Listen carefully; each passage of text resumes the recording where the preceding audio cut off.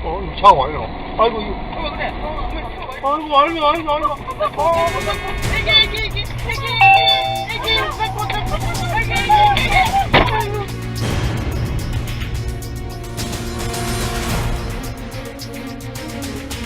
이거는 진짜 한치 오차도 없이 밝혀야 되거든요. 국가서에서 차가 무슨 문제가 있는 것도 밝히지도 못하는.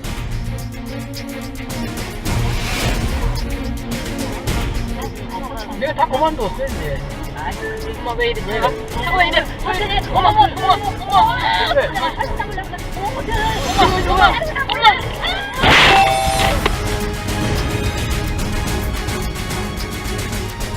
이걸 좀 도와줄 수 있겠냐. 우리는 너희 기아자동차에 차를 제공도 할 수 있고 EDR 데이터도 다 드릴 수 있습니다. 한번 봐주세요 라고 했는데 국가수에서 그 분석한 게 가장 정확하기 때문에 그쪽 기관에 나온 자료를 추가적으로 우리가 그걸 분석하고 그다음에 그럴 필요성을 못 느낀다는 거죠. 무의미하다는 거죠. 의미가 없다는 겁니다. 국가수는 검증할 수 있는 장비나 능력이 없다는 거 아니에요? 네. 예. 능력이 안 되면은 우리가 능력이 안 된다 이렇게 얘기를 해야지 네. 왜 마치 능력이 있는 것처럼 급발진은 없다 이런 판정을 계속 하는 겁니까? 네. 사실 국가수가 정확하게 급발진이 없다라는 판정을 내리고 있는 건 아닙니다. 다만 국가수는 보고서에 보면 이 차량에는 결함이 없다 정도의 판정을 내리는 겁니다. 네. 하지만 문제는 오늘 보도에서 보셨다시피 국가수는 이 차량에 결함이 있다 없다를 판정할 능력조차 있지 않다는 게 문제라고 할 수 있습니다. 네. 국가수에는 교통사고만을 전담하는 부서가 별도로 설치되어 있어서 교통사고의 원인을 분석해 경찰과 검찰, 법원 등에 제공하고 있습니다. 지난해 8월 발생한 부산 사고 역시 국가수가 감정을 했는데 차량 결함이 아니라 운전자 과실이라는 결론이었습니다. 문제는 국가수가 사고 차량의 고압펌프 결함 문제는 물론 차량 검사의 가장 기본이 되는 엔진 구동 시험도 하지 않았다는 것입니다. 아예 차량 결함에 따른 급발진 가능성에 대한 감정을 하지 않은 겁니다. 전문가들은 국가수가 급발진 사고의 원인을 규명할 능력이 모자란다고 지적합니다. 막강한 공신력을 갖고 있는 국가수의 감정 결과가 실제로는 엉터리라는 것입니다. 어떻게 이런 일이 벌어질 수 있었을까요? 지난해 12월 부산 남부경찰서는 교통사고로 아내와 딸, 손자 2명을 한꺼번에 잃은 한 씨에 대해 교통사고 처리 특례법 위반 혐의를 적용해 기소 의견으로 검찰에 송치했습니다. 운전자 과실이라는 경찰의 결론에는 국가수의 감정 결과가 결정적인 역할을 했습니다.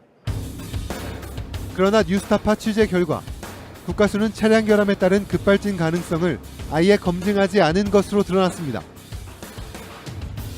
고압펌프 결함 조사는 물론 사고 차량 검사에서 가장 기본이 되는 엔진 구동 시험도 하지 않았습니다. 이슈에 대해서든 고압펌프에 대해서든 나왔던 의혹들을 하나도 검증하지 않았던. 안 했어요. 제가 보니까 고압본부 쪽도 뭐 아예 볼트 하나 흔적, 그대로 먼지가 그대로 쌓여 있었고요. 그 다음에 이슈라든가 TCU 근력 연결 엔진 제어하는 개통도 커넥터라든가 이런 게 먼지가 그대로 있어, 그대로 빼지도 않았어요. 그대로 있더라고요.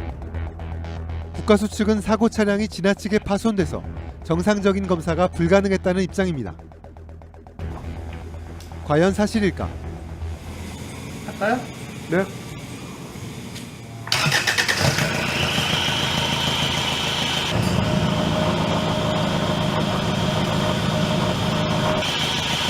이게 뭐 정부가 망가져서 신호를 더 적었다라고 말하는 자체가 저는 좀 이해가 안 가는 거죠. 실태 검사가 가능한 상황인 건가요? 가능하잖아요. 그렇죠. 제가 시동 걸었잖아요. 엔진은 정상적으로 작동됐습니다. 고압본부가 문제 있다라는 거 이미 답이 다 나왔던 거니까 한번 뜯어봤어야 되는 거잖아요. 뜯지 않았더라고요. 먼지가 그대로 있었어요. 이뿐 아닙니다. 국가수는 급발진 의심사고에서 기본적으로 체크해야 하는 ECU도 검사 대상에서 제외했습니다. ECU는 자동차 엔진을 제어하는 컴퓨터 장치입니다. 취재진은 ECU가 혹시 파손되어 검사가 불가능했는지 알아보기 위해 산업용 엑스레이를 찍어봤습니다. 검사 결과 파손된 부분은 발견되지 않았습니다. 즉 ECU의 오작동 여부를 충분히 검증할 수 있었지만 국가수는 이를 생략한 겁니다. 결국 엔진이나 고압 펌프, ECU 등 이 차량의 사고에 대해 의혹이 제기됐던 모든 부분을 국가수는 제대로 살펴보지 않았습니다. 국가수 본원의 교통사고 분석과에서 보유하고 있는 감정장비 전체의 목록을 입수해 3명의 전문가들과 검토했습니다. 반도체 내부에 박리가 일어나거든요. 그 박리로 인해서 고장이 많이 나기 때문에 그걸 분석할 수 있는 초음파 임명이 있어야 되는데 초음파 임명도 없고요. 극단적으로 말씀드리면요, 엑스레이밖에 없습니다. 네. 모든 최첨단 이 의료 장비들이 들어와서 요즘 분석을 하고 뭐 오만 걸 다 쓰는데 여기 있는 장비는 그냥 딱 엑스레이 수준이에요.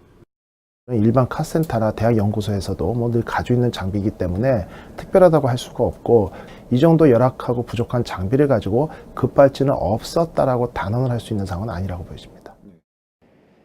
정확한 사고 조사를 위해 반드시 필요한 장비들이 국가수에 없다는 얘기입니다. 뉴스타파는 국가수의 교통사고 조사 능력에 대한 전문가들의 지적을 국가수 측에 전달하고 입장을 들어봤습니다. 저희 나름대로는 충분히 그 장비에서 갖출 수 있을 만큼 저희 그 기준에 맞게끔 만큼 그 장비는 가지고 있다 생각은 합니다. 뉴스타파는 국가수에서 20여 년간 교통사고 분석을 맡아오다 재작년 교통사고 분석과장을 끝으로 퇴직한 박성지 교수를 만났습니다. 그는 급발진 여부를 검증할 수 있는 장비와 인력이 부족하다고 말합니다. 검증해 볼 수 있는 장비들이 좀 충분히 갖춰져 있나요, 지금? 그게 장비가 없다고 봐야죠. 그래서 뭐 ECU, 특히 이제 ECU 어떤 제어 장치니까 ECU가 제일 좋죠. 제일 이제 ECU 원인이 제일 중요한데, ECU가 오작다 하느냐 안 하느냐에 대해서는 테스트 장비가 있는데 그게 좀 고가라서 그게 좀 예산 확보 어렵습니다. 지금의 전자장치로 구성된 자동차에 대해서 충분히 분석할 수 있는 인력들이 좀 충분히 있나요? 전기전자를 충분히 이렇게 분석할 인력은 지금 없어요. 자동차에 보면 전자장치들이 굉장히 많은데 전자 관련해서 다룰 수 있는 인력들도 충분히 있다고 판단을 하세요? 저희 현실 밖에는 상태에서는 최상의 인력이라고 생각을 합니다. 박성지 교수는 국가수의 교통사고 분석 역량이 현재보다 더 뒤처질 것으로 내다봤습니다. 전기차가 또 자율주행이 어떻고 막 넘어가잖아요. 그럼 그런 쪽에서 사고가 났을 때는 과연 국가수 또는 다른 조사기관이 제대로 할 수 있냐? 지금 상태로 이미 늦었다고 보고요. 국가수의 감정 결과는 부실하기 짝이 없지만 급발진 의심사고 관련자들에게 미치는 영향은 막대합니다.